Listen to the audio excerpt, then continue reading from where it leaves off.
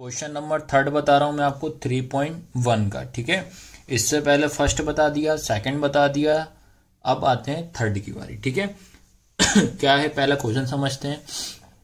प्रश्न क्रमांक 3, अनुपातों A1/A2, B1/B2 और C1/C2 की तुलना कर कीजिए कि निम्नलिखित समीकरण के युग्म संगत और असंगत। ठीक है, इसमें आपको क्या बताना है, संगत और असंगत।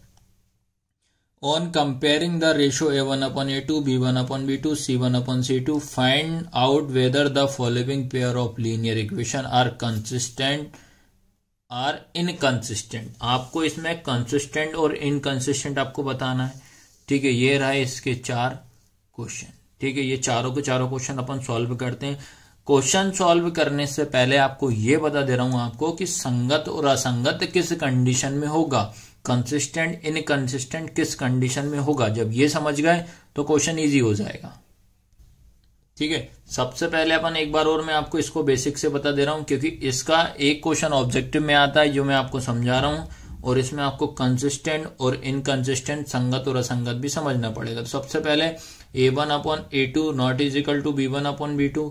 आपसे अगर पूछता है कि लाइन क्या करती है, इसमें इंटरसेक्टिंग करती है, सॉल्यूशन बोलेगा तो यूनिक सॉल्यूशन होता है। ठीक है, जो कि इसमें तीनों वैल्यू सेम नहीं होती, तो इस कंडीशन में क्या आता है आपका कंसिस्टेंट आता है, जो कि आपका संगत रहता है। याद रखना किसमें, A1/A2 not is equal to B1/B2 में, याद रखना।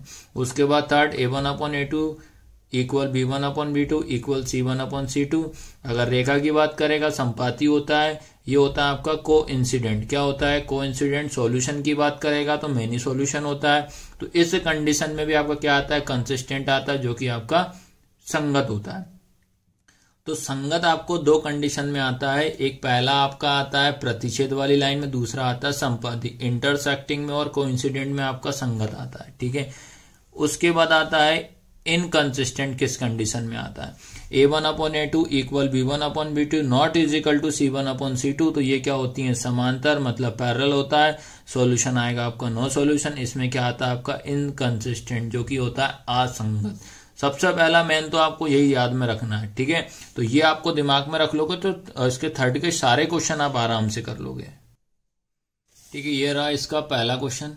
ठीक है, तो फर्स्ट क्वेश्चन क्या है आपका, 3x + 2y = 5 लिखा। इसके बाद सेकंड 2x - 3y = 7। ये इक्वेशन हो जाएगी फर्स्ट, ये इक्वेशन हो जाएगी सेकंड। कंपेयर करते हैं सबसे पहला काम तो आपका A1 कितना हो जाएगा बेटा 3, उसके बाद A2 कितना हो जाएगा 2। ठीक है, कॉमा B1 कितना हो जाएगा 2, फिर उसके बाद B2 कितना हो जाएगा -3, उसके बाद C1 कितना हो जाएगा 5, फिर उसके बाद C2 कितना हो जाएगा 7। सबसे पहले तो हम ये चेक करते हैं। देखो इतना समझ में आया कि नहीं। अब इसके बाद आता है तुम्हारा 3/2, 2/- 3, 5/7। अब चेक करो क्या किसी से कुछ कट रहा है, 3/2 नहीं कटेगा, 2/- 3 भी नहीं कटेगा, 5/7। तो तीनों के तीनों वैल्यू कैसी है हमारी, नॉट इज इक्वल टू, मतलब तीनों वैल्यू इक्वल नहीं है। जब तीनों वैल्यू इक्वल नहीं होती है तो क्या कंडीशन आती है, A1/A2 not is equal to B1/B2। आया सबको समझ में कि नहीं आया। अब आपको दिमाग में रखना पड़ेगा कि इस कंडीशन में आपका संगत होता है कि असंगत, कि कंसिस्टेंट होता है कि इनकंसिस्टेंट, याद रखना। ठीक है, अब इसमें आपका जो आंसर आएगा, आंसर क्या लिखेंगे भैया इसमें, the pair of linear equation is, क्या हो जाएगा बेटा, क्या होगा, कंसिस्टेंट। आया सबको समझ में कि नहीं आया। हिंदी में क्या लिखेंगे, रेखिक समीकरण का युग्म संगत है। इसके बाद क्वेश्चन नंबर सेकंड है, तो इसमें अपन सबसे पहले कंपेयर करेंगे A1 कितना हो जाएगा 2, उसके बाद सेम A2 कितना हो जाएगा 4, उसके बाद B1 कितना हो जाएगा -3। इसमें आपको माइनस का थोड़ा ध्यान देना पड़ेगा, जिसके आगे माइनस लगा जिस नंबर के आगे आपको लेना पड़ेगा। उसके बाद B2 कितना हो जाएगा -6, उसके बाद C1 कितना हो जाएगा 8, C2 कितना हो जाएगा 9। चलो भाई कंपेयर कर देते हैं, ये हो जाएगा 2/4 -3/-6 8/9। उसके बाद अगर जो नंबर कटता है उसको आप कैंसिल करेंगे, अदरवाइज कोई दिक्कत नहीं। ये हो जाएगा 2 1 जा 2, 2 2 जा 4, ये माइनस से ये माइनस, 3 1 जा 3, 3 2 जा 6। अब जो बच रहा है उसको लिख दो, वही आपको डिपेंड करेगा कि कंसिस्ट है कि इनकंसिस्टेंट है। तो 1/2 1/2 8/9। दो नंबर सेम एक नहीं है, तो यहाँ इक्वल का साइन, यहाँ नॉट इज इक्वल टू का साइन। तो क्या कंडीशन आएगी आपकी, A1/A2 equal B1/B2 not is equal to C1/C2। तो जब ये कंडीशन होती है तो आपका क्या आएगा, कंसिस्टेंट की इनकंसिस्टेंट। तो इसमें आपका आएगा इनकंसिस्टेंट, याद रखना क्या आएगा, इनकंसिस्टेंट, जो कि आएगा आपका असंगत। आया सभी को समझ में? ये कंडीशन ही आपको बताएगी कि संगत है कि असंगत है। इसके बाद थर्ड क्वेश्चन है 3/2, ये x हो जाएगा +5/3, ये y = 7 लिखा है। अगला 9x - 10y = 14 लिखा है। तो सबसे पहले क्या करते हैं अपन, इस इक्वेशन को आपको पहले जमाना पड़ेगा, ठीक है। या नहीं भी जमाते हो तो आप इसको ऐसे डायरेक्ट भी कर सकते हो, ठीक है। ठीक है, इसमें अपन जो A1 रहेगा, ठीक है, तो A1 जो रहेगा, A1 कितना हो जाएगा 3/2, ठीक है। उसके बाद B1 कितना हो जाएगा आपके पास 5/3, उसके बाद C1 कितना हो जाएगा 7, सेम इस साइड आ जाइए। A2 कितना हो जाएगा 9, उसके बाद B2 कितना हो जाएगा -10, उसके बाद C2 कितना हो जाएगा 14, ये लिखा। अब अपन क्या करते हैं बेटा, इसमें इसको अपन अपॉन में लिख देते हैं। तो क्या हो जाएगा आपका 3/2, ठीक है, और ये इसके अपॉन में कितना हो जाएगा 9। उसके बाद ये हो जाएगा आपके पास 5/3, अपॉन में कितना हो जाएगा -10। उसके बाद ये हो जाएगा 7। क्वेश्चन थर्ड आपको यहाँ तक तो समझ में आ ही गया होगा। अब उसके बाद देखो ये क्या लिखा है, n/d लिखा है। तो इसके अपॉन में कितना मान लेते हैं अपन 1, इसके अपॉन में भी कितना मान लेंगे 1, क्योंकि फ्रैक्शन में दोनों वैल्यू फ्रैक्शन में होना चाहिए। n/d अंश बटे हर, अंश बटे हर, इसमें भी सेम वही करेंगे।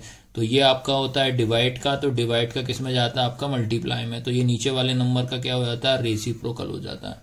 तो ये हो जाएगा 3/2 इंटू 1/9 हो जाएगा, कॉमा, फिर ये ऐसा इधर वाला 5/3 इंटू 1/-10 कॉमा 7/14। अब जो नंबर जिससे कैंसिल हो रहा है कैंसिल कर दो।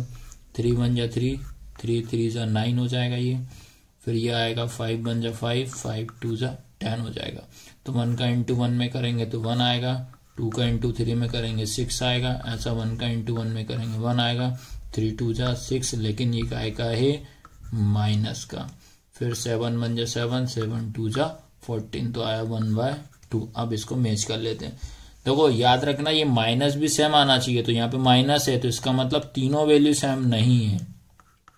याद रखना जब तीनों वैल्यू सेम नहीं होती है तो क्या आता है आपका फर्स्ट वाली condition, A1/A2 not is equal to B1/B2। तो इस कंडीशन में अपन क्या लिखेंगे, ये आएगा आपका संगत। क्या आएगा, संगत, ठीक है, जिसको अपन इंग्लिश में क्या बोलेंगे, कंसिस्टेंट, ठीक है। तो थर्ड वाला क्वेश्चन ऐसे करना है। क्वेश्चन नंबर 4 में भी वही सेम कंपेयर करेंगे। ये इक्वेशन 1 हो जाएगी, ये इक्वेशन 2 हो जाएगी सेम। A1 कितना हो जाएगा आपके पास 5, उसके बाद A2 कितना हो जाएगा -10, इधर आ जाएगा B1 कितना हो जाएगा -3, उसके बाद B2 कितना हो जाएगा 6, उसके बाद C1 जो रहेगा 11, C2 हो जाएगा -22। फिर ये नंबर लिखेंगे 5/10 -3/6, फिर हो जाएगा 11/-22। कट रहा है तो काटेंगे, 5 1 जा 5, 5 2 जा 10, 3 1 जा 3, 3 2 जा 6, 11 1 जा 11, 11 2 जा 22, ठीक है। उसके बाद क्या बचा 1/, -2, 1/-2, 1/-2। तीनों की वैल्यू सेम दिख रही है, मतलब तीनों की वैल्यू क्या है, इक्वल आ रही है। तो क्या कंडीशन आएगी, a1/a2 equal b1/b2 equal c1/c2। जब तीनों की वैल्यू सेम आती है तो उस कंडीशन में क्या होता है, आपका कंसिस्टेंट होता है। क्या होता है, कंसिस्टेंट। ये आपको ध्यान रखना है, नहीं किया आएगा संगत।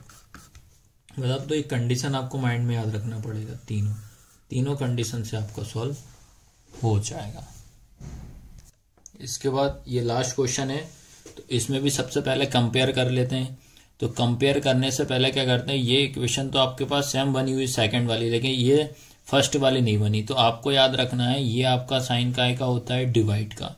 तो डिवाइड का हमेशा किस में जाता है, इनटू में जाता है। तो इस 3 का इनटू आपको इसमें करना है, इस 3 का इनटू आपको इसमें करना है। तो ये हो जाएगा आपका 4x प्लस 3 2 जा 6y माइनस 8 3 जा कितना हो जाएगा 24 इक्वल 0। फिर ये वाली इक्वेशन लिख दो, 2x plus 3y minus 12 equal 0।